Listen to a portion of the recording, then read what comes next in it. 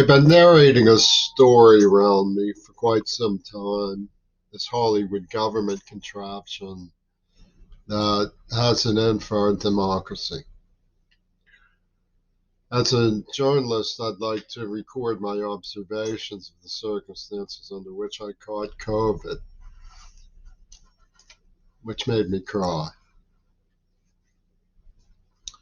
It was after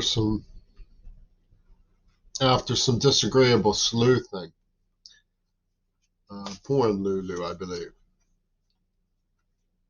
of the maintained category of online pornography. And anyone who would go back and forth in my retinue as a police sergeant, detective, or something to figure skaters would guffaw and draw whatever conclusions they felt were necessary to justify themselves. Now we know that power structure stole $50 trillion from the lower classes, then hired thugs from the lower classes to dishonorably brutalize what was left, demanding that we pay for our own misfortune. And it is very strange the people who bray at UW Dialectical about sexual access and hire attack prostitutes to set up the murder of senior faculty in Pittsburgh should conjure the idea that a white, liberal, battered, deaf person alone for 30 years is somehow to blame for call girls sleeping around. What they're really trying to do is put a stop to my detective work, trying to understand and find out who is killing them.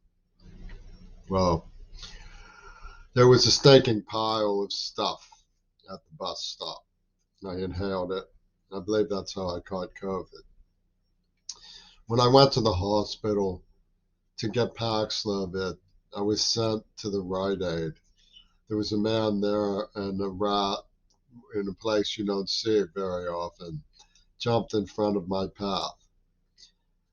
I was suspiciously followed by observers, and on my way home at a bus stop seemed very like the one where there was a pile. Somebody had wrote F-U-C-K, the Tacoma Police, and a man got on the bus with a staff.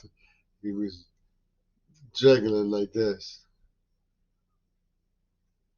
When I finally got home, there was a blind man walking across the street. You notice they say take away my eyes. Sometimes I'd rather be blind. So I'm going to pornography or miss this with these people.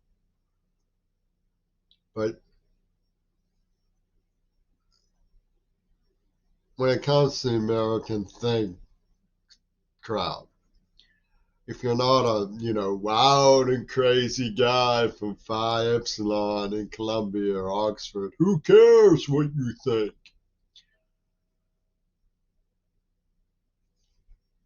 I have revolting images of my psyche when I was little, brainwashed to believe I'd been self-defeating when I was poisoned by a psychiatrist from Attica State Prison, and then used as a stage prop in semi-consciousness for Peter Leo's song and dance.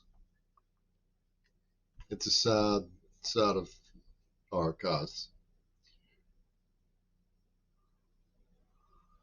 But it has served the purposes of that godfather of child soldiers, Attenborough.